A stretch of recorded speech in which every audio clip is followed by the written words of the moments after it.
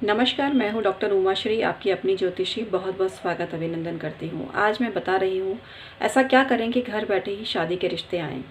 Specially आज का video लड़कियों के लिए है, लड़कों के लिए अलग से वीडियो बनाऊँगी। आज का वीडियो सिर्फ गर्ल्स के लिए है।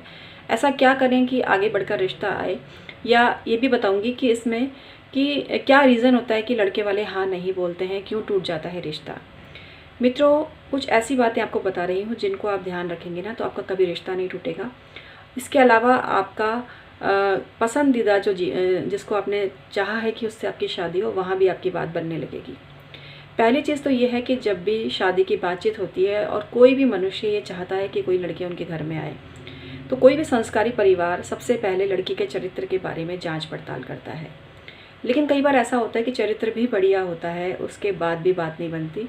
तो उसका कारण ये है कि लड़की का क्रोधी स्वभाव।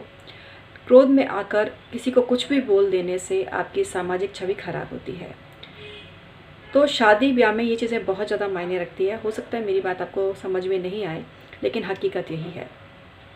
शारीरिक सौंदर्य और सुंदरता भी काम करती है, लेकिन उससे पहले स्वभाव काम करता है।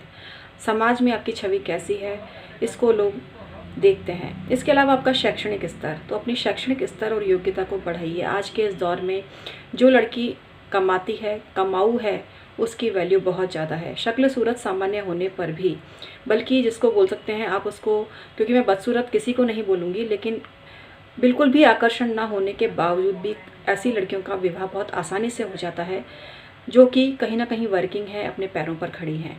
तो सबसे पहली चीज़ तो ये है कि अपने पैरों पर खड़ी होएं।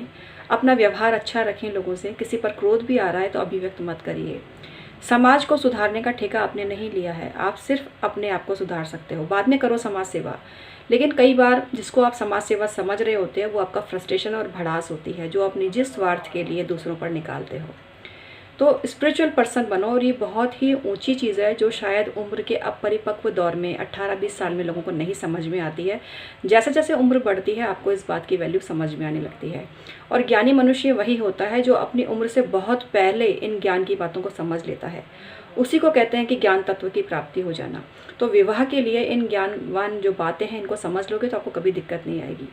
इसके अलावा फटे हुए कपड़े मत पहनो, अपनी एड़ियों को हमेशा साफ रखो। लोग हमेशा किसी को भी जब कोई देखता है तो उसके पैरों की तरफ, एड़ी की तरफ बहुत ध्यान जाता है। फटी हुई एड़ियाँ भले ही आपके संघर्ष की गाथा बयां करती हो, लेकिन इससे ये भी स्पष्ट होता है कि आप अपने रखरखाव के प्रति जागरूक नहीं हैं। इन चीज़ों का ध्यान रखें आप। इसके अलावा कभी किसी की बुराई, निंदा, चुगली ना करें। कई बार लोग परखने की भी कोशिश करते हैं। अपने अड़ोसी पड़ोसी से संबंध अच्छे रखें। अगर आपको कोई पसंद नहीं है तो भी बिगाड़ ना करें। शादी ब्याह में ये अड़ोसी पड़ोसी सबसे बड़े अड़ंगेबाज होते हैं, क्योंकि कुछ नासमझ लोग पड़ोसियों से जांच पड़ताल करते हैं। मैं निजी तौर पर इसके खिलाफ हूँ, क्योंकि कोई भी चिढ़ने वाला पड़ोसी किसी भी लड़की के बारे में सही बात नहीं बोलेगा।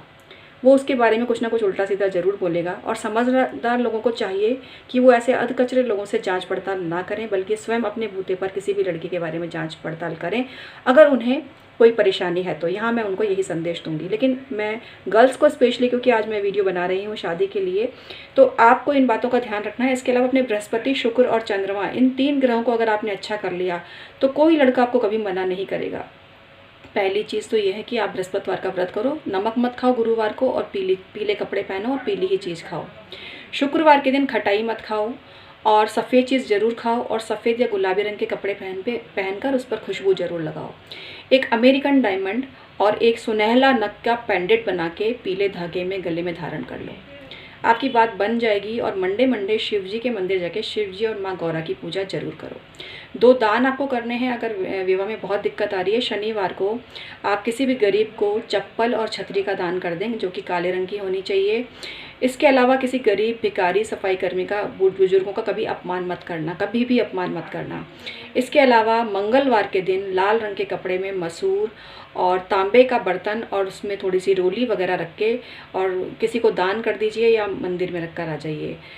अगर आप मंगलिक हैं तो मंगलिक के हिसाब से भी आपको उपचार करना पड़ेगा। अगर आपकी कुंडली में मंगल दोष है तो आप मंगलवार के दिन माँ मंगला गौरी की पूजा करें। अगर आपकी कुंडली में शनि दोष है तो शनिवार का व्रत करें और गरीबों की सेवा करें। इस तरह से आपको फ़ायदा होगा। व्रत उपवास करने से पहले अच्छा होगा अगर कुंडली की जांच करा लें। लेकिन बाकी जो मैंने उपाय बताए हैं वो आपके बहुत ज़्यादा काम के हैं। कुल मिला के कम बोलो, जब भी बोलो नपा-तुला बोलो। अगर गुस्सा आए तो उसका अभिव्यक्त मत करो, मन में रखो, उसका सॉल्यूशन समझदारी से निकालो, तो आपका रिश्ता सफल होगा।